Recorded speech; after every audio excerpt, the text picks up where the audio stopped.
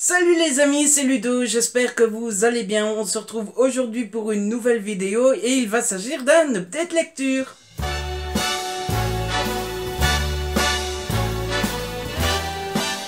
Pour pas changer, j'ai décidé de vous parler de livres sans trop attendre puisque j'ai prévu cette vidéo dès que j'avais 4 romans qui étaient prêts. En fait, je mens parce que ça fait bien longtemps que j'ai du stock pour vous faire des updates, mais comme d'habitude, je suis en retard, terriblement en retard. Et vous allez me dire, oh Ludo, c'est bien, tu rattrapes ton retard, tu vas nous parler de livres que tu as lus depuis longtemps. Ben non, c'est des livres que j'ai lus récemment, voilà. Pour pas changer, je les ai regroupés en un seul genre et dans cette vidéo, vous n'aurez que du thriller. Voilà, allez, c'est parti, on embarque tout de suite vers la route du bonheur. Et le premier livre pour lequel je fais cette vidéo, il s'agit de Le crime de l'Orient Express, écrit par Agatha Christie, et c'est aux éditions Le Masque, cette collection qui est assez proche de JC Lattès. Avant de parler du contenu, regardons un petit peu le livre en lui-même que je trouve juste merveilleux. C'est du hardback. Il y a une petite jaquette. Bon, le livre en dessous est moins joli. Quoique, ça fait classique. En même temps, pour un classique et pour un vieux livre, on va pas mettre des couleurs flashy, toutes pétantes, qui va dans tous les sens. Non, faut rester dans le thème. En parlant de classiques, ben voilà, il y a des auteurs comme ça qui sont de grands classiques et qui ont écrit de grands classiques et qu'on n'a jamais lu. Pour ma part, vous savez, j'aime pas du tout le classique et donc il y a énormément de classiques qui ne m'intéressent pas. Mais Agatha Christie a toujours été une de ces auteurs que j'ai toujours voulu lire et que j'ai toujours voulu découvrir. Et quand j'ai vu qu'il y avait cette édition spéciale qui sortait à l'occasion du film qui est sorti au cinéma, ben je me suis dit c'est l'occasion ou jamais de demander si on peut le lire. Et Le Masque a bien gentiment accepté de me l'envoyer et je l'ai lu et ça a été un grand bonheur. J'ai beaucoup aimé ce roman et pourtant quand on me connaît un petit peu, c'est assez étonnant puisque c'est un roman qui est très feutré, très calme, où il ne se passe pas grand-chose. Et c'est étonnant pour moi parce que moi j'aime quand ça bouge, je m'ennuie vite et je m'énerve très vite quand ça n'avance pas. Ici c'est assez lent, c'est très calme, il ne se passe pas grand chose et pourtant j'ai adoré. Ça m'a fait un peu penser à Columbo. Euh, alors non, on ne connaît pas le coupable à l'avance, mais ça m'a fait penser à Columbo dans le sens où tout est par la réflexion. Tout est résolu par la réflexion d'Hercule Poirot, par sa matière grise, et il n'y a pas d'armes, il n'y a pas de sang, il n'y a pas de scène d'action, il y a rien. C'est linéaire comme histoire, et pourtant on ne s'emmerde pas une seconde. Voilà, je trouve ça prodigieux, je trouve ça génial. Euh, Ce qui est génial aussi, c'est que ça se passe dans un huis clos. Et donc, on sait que le coupable est là. On sait que le coupable est dans la masse, mais on ne sait pas qui. Et on n'arrête pas de se demander et on n'arrête pas d'essayer d'enquêter en même temps qu'Hercule Poirot. En plus, comme ça se passe dans un wagon, euh, on, on, on essaie dans sa tête de faire le schéma du wagon, schéma qui nous est donné dans le livre, hein, d'ailleurs. Si je le retrouve, je vais vous le montrer. Je pense pas que je vais le retrouver comme ça facilement. En plus, les pages se tournent assez difficilement puisqu'elles sont assez fines. Mais le schéma du wagon nous est donné à un moment dans le livre. Et on ne peut pas s'empêcher de se faire le schéma dans sa tête et d'essayer de voir par où il aurait pu passer, par comment le méchant aurait pu faire, comment le méchant aurait pu échapper au regard de n'importe qui. Et j'ai trouvé ça génial. Et j'ai adoré mener l'enquête en même temps qu'Hercule Poirot. Ce qui est génial sur le fait que ça se passe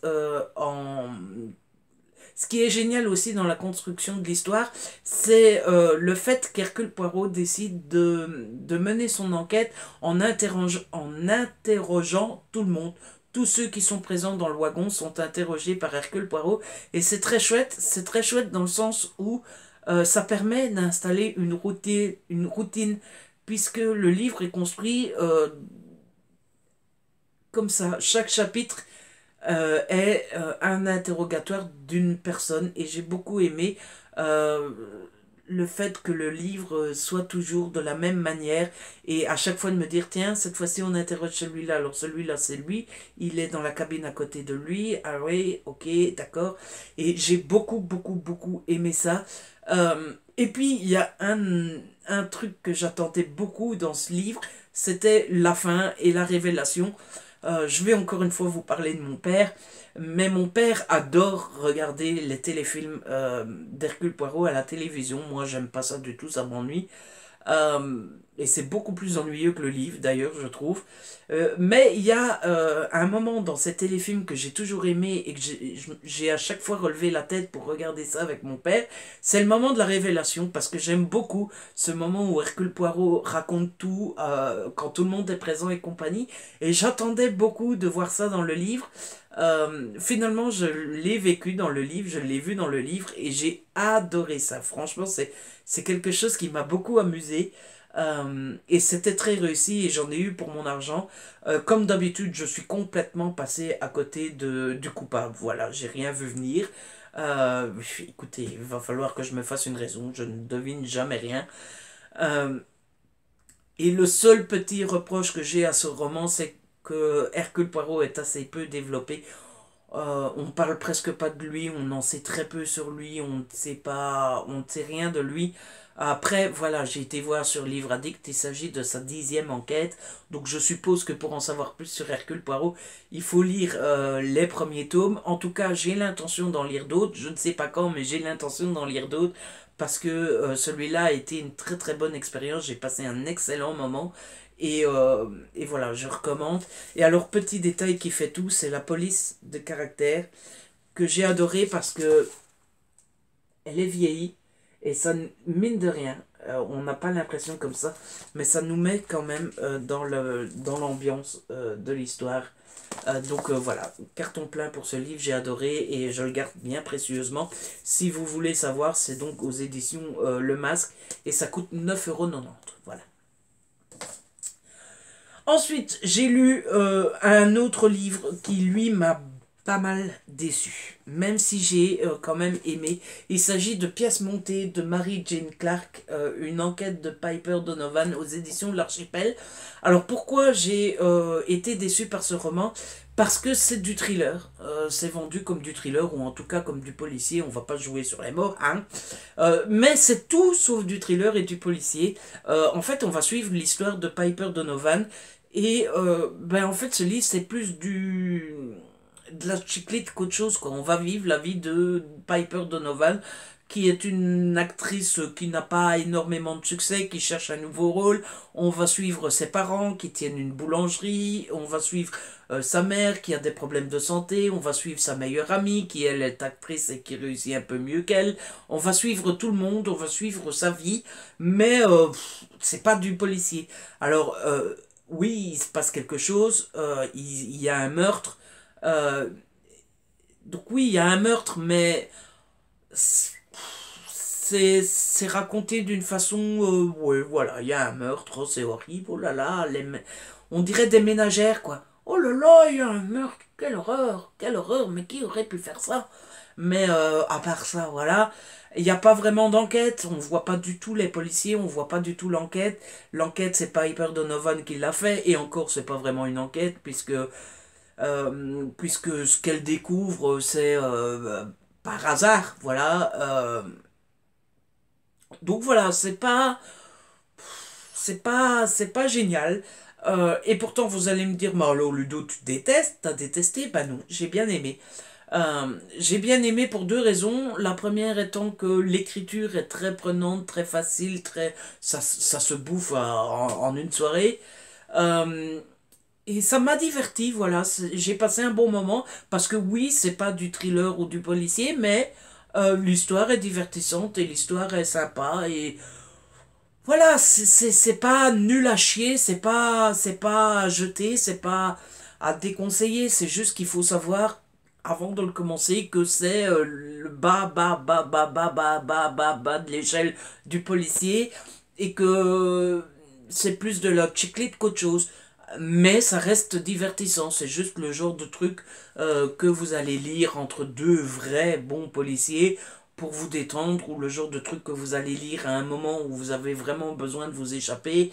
Euh, voilà, c'est un bon plat à la base, mais il n'y a rien d'exceptionnel et il n'y a rien qui relève les choses. Ça manque d'assaisonnement. Euh, mais voilà, moi je vais le donner. Je ne le garderai pas parce que je ne le relirai pas et ça m'intéresse pas de le garder. Mais j'ai passé un bon moment et ça m'a diverti pendant Noël. Noël, période pendant laquelle j'avais pas vraiment envie de trucs super dégueulasses. Voilà, vous êtes prévenus, à vous de vous faire un avis.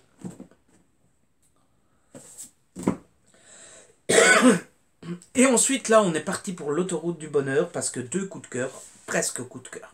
Tout d'abord, La disparue de Noël de Rachel Abbott aux éditions Belfond dans la collection Le Cercle. Alors je dis coup de cœur parce que j'ai beaucoup aimé ce roman, mais en fait c'est pas un coup de cœur parce qu'il y a une petite chose qui m'a dérangé. Avant de commencer à parler de ce que j'ai ressenti du livre, je voulais parler du titre. Moi je trouve que c'est toujours dommage de donner un titre comme ça à un livre parce que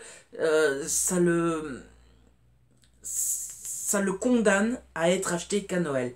Et je trouve ça dommage parce qu'en fait le titre fait rapport au moment où la petite fille est enlevée dans le prologue. Et le prologue fait 19 pages. 19 pages sur 460. Et tout le reste du roman ne se passe pas à Noël. Voilà. Alors vous allez me dire, oui, mais la petite fille, elle est enlevée à Noël. Oui, d'accord, mais avec un titre comme ça, personne va l'acheter sauf à Noël. Et c'est bien dommage, parce que moi, je vous le conseille de l'acheter, même quand on n'est pas à Noël, parce que Noël représente 19 pages sur 460. Et le fait que ça soit Noël n'est même pas important, ça aurait pu se passer à Pâques. Donc, pour moi, on ne devrait pas appeler un livre comme ça. Voilà. Donc je vous conseille de l'acheter même quand c'est pas à Noël. Donc pas nécessaire de dire ouais mais Ludo tu rigoles ou quoi, tu nous parles d'un livre de Noël, on est fin février. Oui mais non, on peut le lire quand on veut. Bref, revenons-en au prologue parce que le prologue est très important dans ce roman. Parce que le prologue s'en prend à une petite fille, comme je viens de vous le dire. Et je ne sais pas vous, mais moi, malgré le fait que je ne sois pas parent, mon Dieu non, merci. Je sais déjà pas me gérer moi-même, alors gérer un gosse. Le prologue se concentre sur une gamine et sur une gamine qui se fait enlever. Et je ne sais pas vous, mais moi, quand ça touche aux enfants, quand ça touche aux gamins, ça me touche toujours énormément et beaucoup plus que si ça n'était des adultes. Et du coup, bah, là, j'ai été servi. Hein. J'ai été tout de suite, oh non, qu'est-ce qui se passe, machin bidule.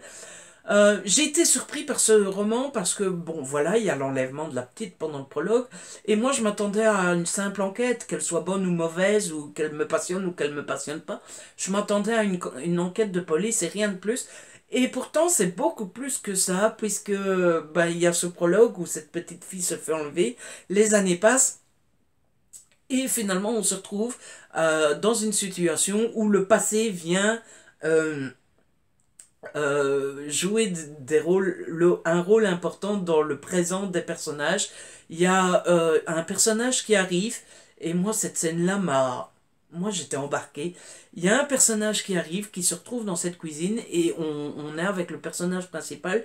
Elle se retourne, elle voit ce personnage-là qui n'a rien à faire là, et j'étais là déjà, mon Dieu, qu'est-ce qu'il fait là celui-là? Et en plus, foutu la trouille ce personnage! C'était glauque! Et il parlait pas, il restait là et on se dit mais il va lui sauter dessus, c'est pas possible. Donc j'ai été pris direct avec le prologue et avec le début du présent. Et à partir de là, bah, ça se déroule. À chaque fois qu'on pense que c'est fini, qu'on sait tout, il y a quelque chose qui arrive. On se dit, il s'est passé quelque chose avec la petite fille, c'est fini, on ne pourra pas passer plus loin. Eh ben, ça va plus loin, puisqu'il y a encore plus fragile qu'une petite fille qui peut souffrir. Ça s'appelle un bébé. Parce que oui, il y a un bébé en danger. Donc moi, j'ai frissonné. Et alors, Rachel Abbott, moi, je l'avais découvert avec comment s'appelle son autre livre, Le piège du silence. Je vais vous montrer la couverture. Voilà. Que j'avais lu au tout début du blog. Donc ça devait être en Bon, ça devait être août-septembre 2015. Mon Dieu. Et j'avais adoré ce roman et j'avais gardé un excellent souvenir de Rachel Abbott. Et je m'étais dit, dès qu'il y en a un autre qui sort, je le lis. Et ça n'a pas raté. J'ai adoré ce livre comme l'autre. J'adore le style de Rachel Abbott et j'aime beaucoup le fait que... je sais pas comment expliquer ça. Vous savez, il y a des thrillers où on sent où l'écriture est légère, où ça se lit tout seul, où c'est presque moelleux, où c'est comme un nuage, où c'est comme... pièce montée, vous voyez, où c'est, wow, oui, c'est du thriller, mais relax. Et puis vous avez d'autres thrillers où on sent de la matière, où il y a des choses à lire, où c'est consistant, où certains, parfois avec certains auteurs, ça passe pas parce que c'est trop... Et avec Rachel Abbott, voilà, c'est le cas, il y a de la matière, il y a de quoi lire, et pourtant ça passe tout seul et j'aime beaucoup, voilà. Alors qu'en général, c'est un style qui me va pas particulièrement bien. Mais j'ai retrouvé ce style et c'était un vrai bonheur. La seule chose qui m'a un petit peu dérangé, c'est l'épilogue. Où il y a une partie de l'épilogue qui reste ouverte. Et ça m'a beaucoup dérangé. J'aurais voulu savoir ce qui se passe sur ce point-là. Et le fait que ça ne nous soit pas donné, ou en tout cas en très très fin filigrane pour qu'on devine, ça ne m'a pas plu, même si j'ai deviné et je crois avoir raison.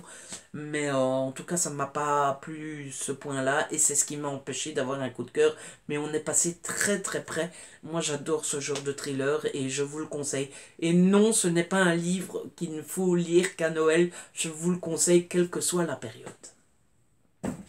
Et enfin, là, on termine avec un coup de cœur. Il s'agit de La disparue de la cabine numéro 10 de Ruth Ware aux éditions Fleuve dans la collection noire. Alors ici, on va suivre l'histoire de comment s'appelle Laura. Laura qui est une jeune femme qui est journaliste spécialisée dans le voyage. Et d'habitude, jusqu'à maintenant, Laura a dû faire des articles mais sans aller sur place. Puisque à chaque fois qu'il y a un voyage dans un hôtel pour aller découvrir l'hôtel, dans une croisière et compagnie, c'est toujours sa responsable qui y va, mais elle, il n'y a jamais droit, jusqu'au jour où elle a enfin le droit de découvrir une croisière pour pouvoir en faire un article. Elle est toute contente, elle va sur cette croisière, elle est installée dans la cabine numéro 9, et à côté d'elle, il y a la cabine numéro 10. Voilà. Ouh. Tout se passe bien jusqu'au moment où elle se rend compte qu'elle a oublié son mascara. Elle va taper à la porte de la cabine numéro 10. C'est une femme qui lui ouvre. La femme a l'air un petit peu nerveuse, un petit peu. Elle lui donne le mascara, elle dit tenez-le, dégagez, foutez-moi la paix. Elle dit tiens c'est curieux, elle retourne chez elle et compagnie. Et le lendemain quand elle parle aux autres de cette femme qui se trouve dans la cabine numéro 10, on lui dit mais enfin il n'y a personne dans la cabine numéro 10, elle n'est pas occupée, la personne qui devait l'occuper c'est un homme et il n'est pas là, il a dû se décommander à la dernière minute.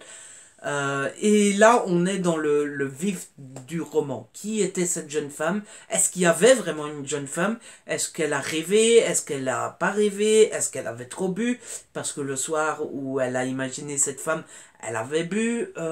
Donc, est-ce qu'elle existe? Est-ce qu'elle n'existe pas? Est-ce que... Enfin bref, voilà. C'est comme ça que commence le roman. Le roman est divisé en plusieurs parties.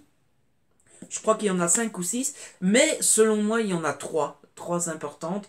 Il y a la première partie avant la croisière, où la moins intéressante pour moi, mais qui est nécessaire pour la suite, c'est-à-dire qu'on suit la femme, on nous explique qui elle est, son métier, compagnie, on nous explique ses soucis. C'était pas super intéressant, mais ça a son importance pour la suite. La deuxième partie, c'est quand on est sur le bateau, quand on est dans la croisière. C'est la partie que j'ai le plus préférée parce que j'aime bien quand c'est une croisière. Et puis, c'est le moment de tous les questionnements, c'est le moment de ce gros mystère de qui est cette femme et de est-ce que Laura a rêvé ou pas.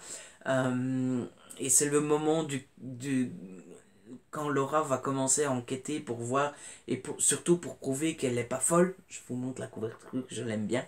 Et puis il y a la troisième partie qui est entre les deux. C'est pas la pire, c'est pas la meilleure, c'est entre deux. C'est à partir du moment où on connaît la vérité et ce qui va suivre après. j'ai aimé les 3 parties, même si la première est un peu moins intéressante, mais comme on se rend compte qu'elle vaut la peine et qu'elle a son importance par le passé, c'est pardonné.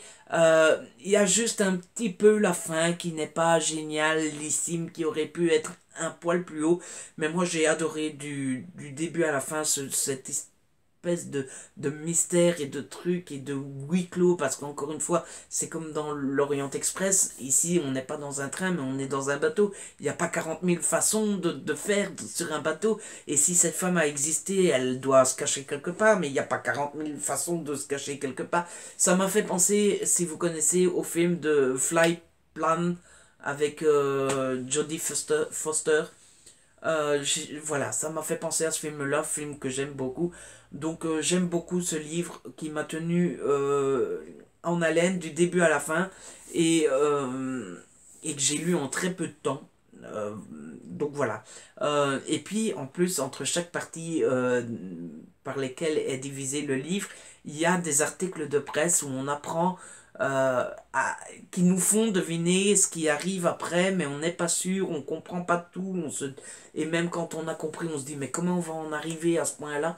Enfin bref, moi j'ai beaucoup aimé, ça m'a vraiment transporté, et je vous le conseille. Voilà! C'est comme ça que se termine cette vidéo, j'espère qu'elle vous a plu et j'espère aussi que je vous ai donné envie de lire au moins un de ces romans.